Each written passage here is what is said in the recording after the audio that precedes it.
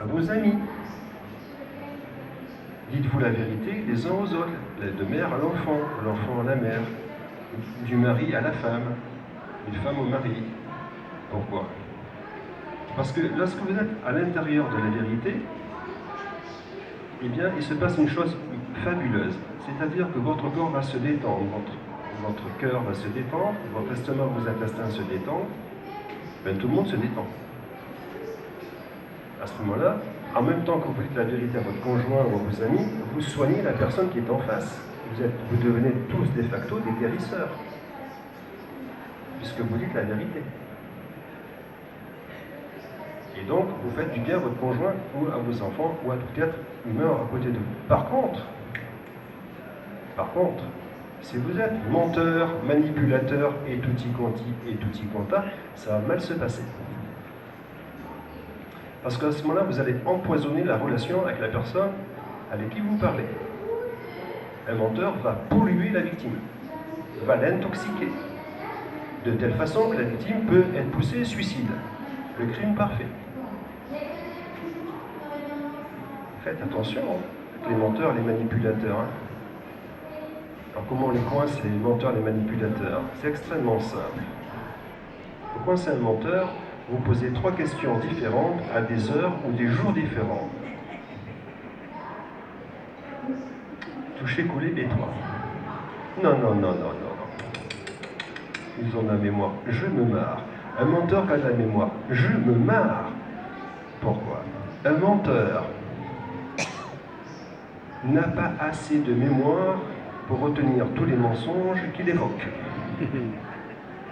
Sachant que menteur, il ment à chaque phrase.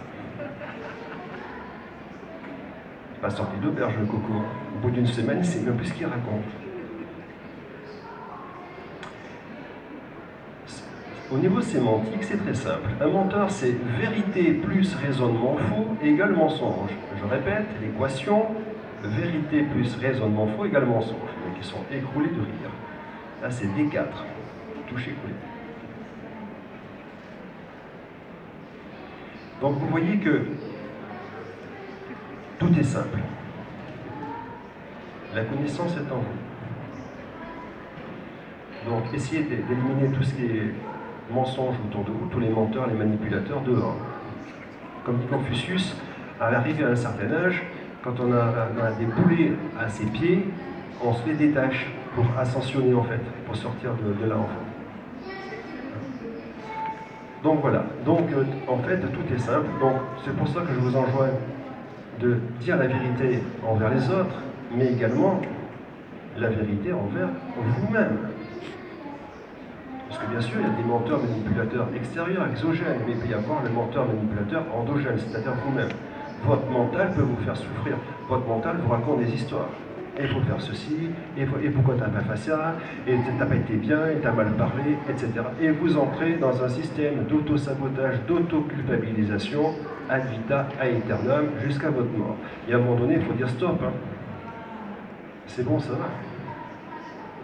Vous allez me dire, monsieur Gulot, vous êtes marrant, où est-ce qu'il est le bouton stop? Bah, écoutez, le bouton stop, il y en a 4. Le bouton stop, ils sont ici, là. Anti-stress, valise en cuir, connaissance et l'étape de la loi. Ce sont les CD les plus redoutables que l'on puisse voir. En France, ça n'existe pas. J'ai fait toute la France, j'ai pas vu d'équivalent. C'est rigolo.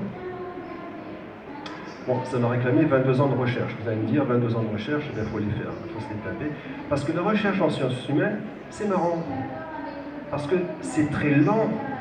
C'est très lent la recherche en sciences humaines. Parce que pour établir des concepts, c'est lent. Pour établir un mot, c'est très lent. J'ai écrit un livre, pour écrire un titre d'un livre, j'ai mis 8 ans pour trouver la formule. En 2001, quand j'étais hypnothérapeute, je sors de ma formation et je vois dans les kiosques, dans ça m'intéresse, l'estomac, les intestins, le second cerveau. Quand je faisais de l'hypnose, j'ai dit tiens, l'inconscient, ça peut être dans le deuxième cerveau. Et donc j'ai fait cette pratique-là, je dis tiens, c'est l'inconscient, c'est quelque chose qui est dans l'estomac, les intestins. En hypnose, on parle à l'inconscient qui va résoudre le problème. Et en même temps, j'ai lu un livre qui s'appelle, de Carl Jung, Le divin dans l'homme.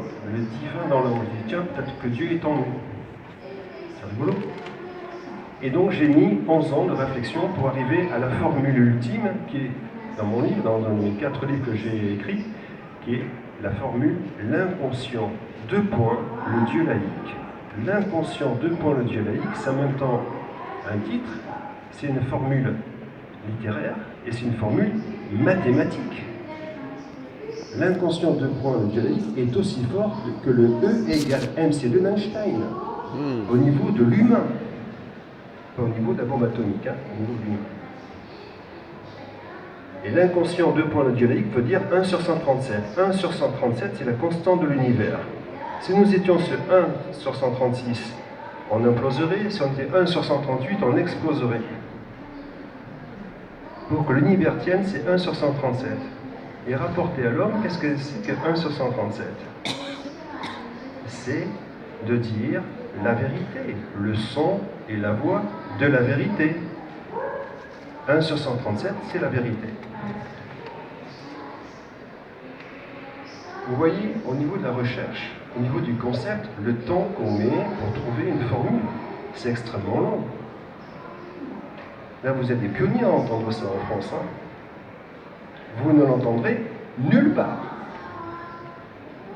Et rapporté à l'humain, l'inconscient 2 pour le dialecte, c'est très simple. On prend tous les textes sacrés, on remplace le mot Dieu, Allah ou Jéhovah par votre prénom, et on ne parle que de votre inconscient. C'est aussi simple que ça. Donc l'inconscient 2 pour le dialecte résout les textes sacrés. L'inconscient 2 pour le dialecte résout les problèmes de l'humain, puisqu'il le fait rentrer dans la vérité. Et au-delà de la vérité, ça vous fait rentrer dans le champ de la connaissance. Et comment arrive-t-on dans le champ de la connaissance? Eh bien, c'est très simple, en ne faisant rien.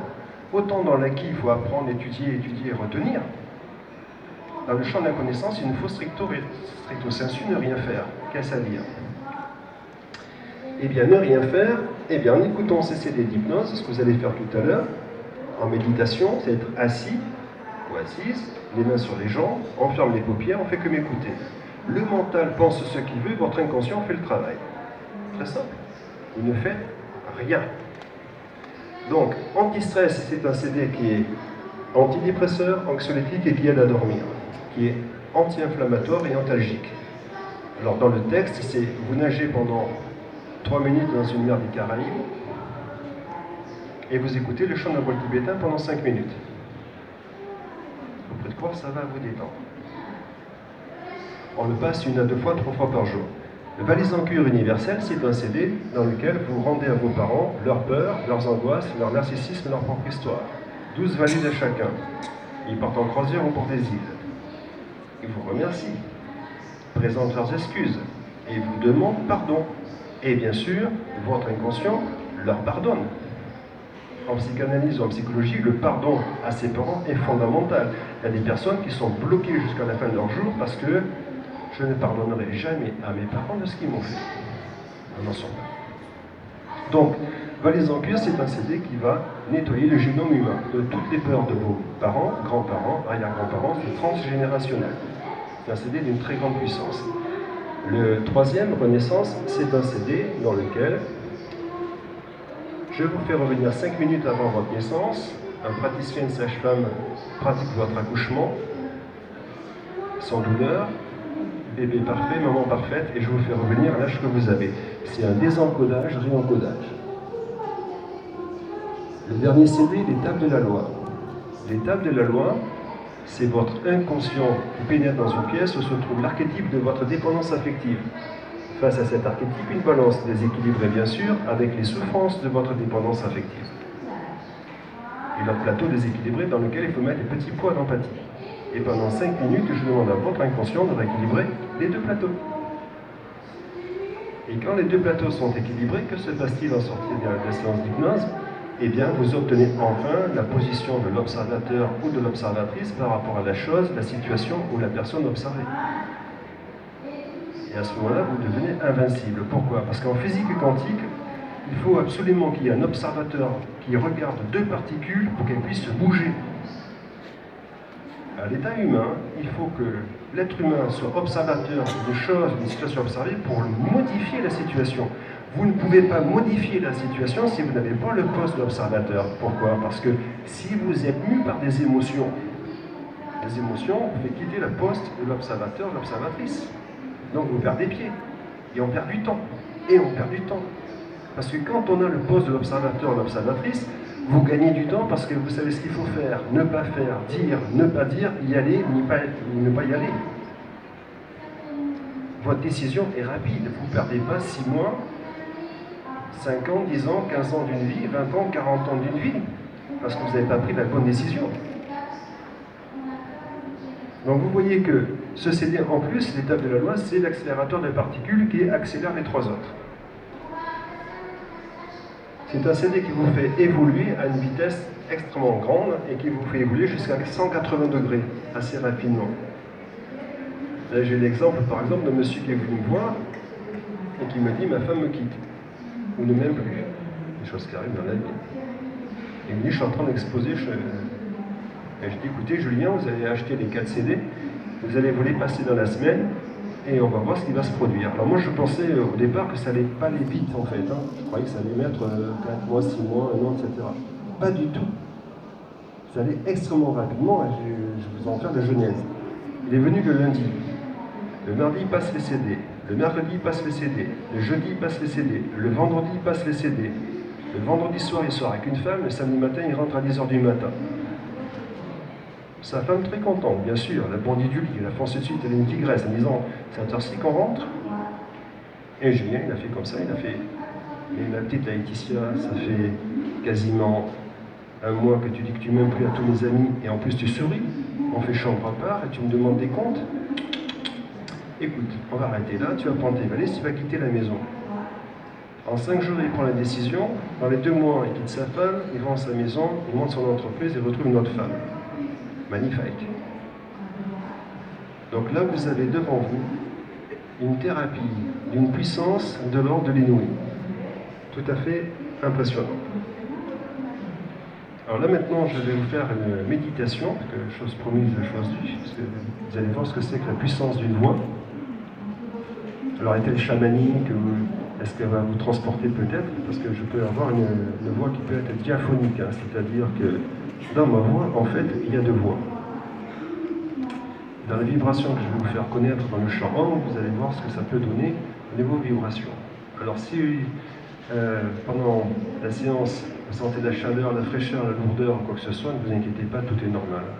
Votre mental il sera toujours présent, vous ne dormirez pas du tout. Il y a d'autres qui pourront être assoupis parce que c'est vrai que quand je parle en séance, on peut bailler, on peut avoir envie de s'étirer, etc., etc., parce que c'est un phénomène naturel, parce que vous écoutez le son et la voix de la vérité, ce qui est sympathique. Alors je vous allez vous mettre en position qui est la suivante. Les 2 pieds sont à plat sur le sol.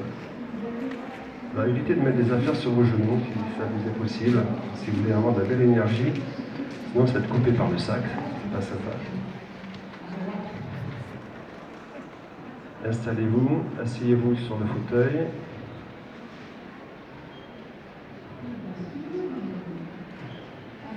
Installez-vous.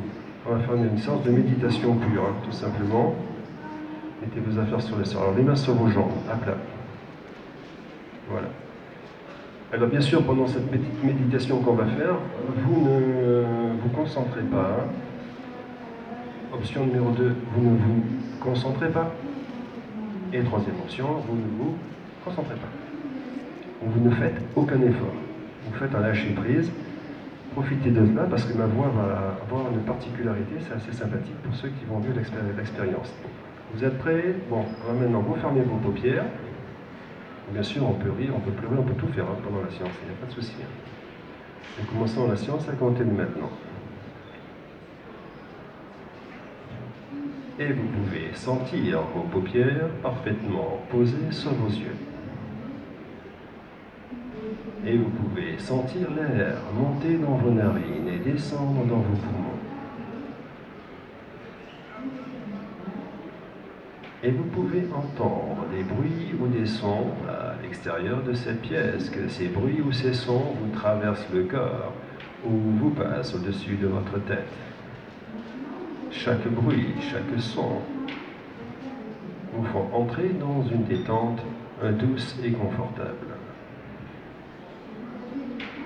ce qui vous fait plonger dans votre inconscient.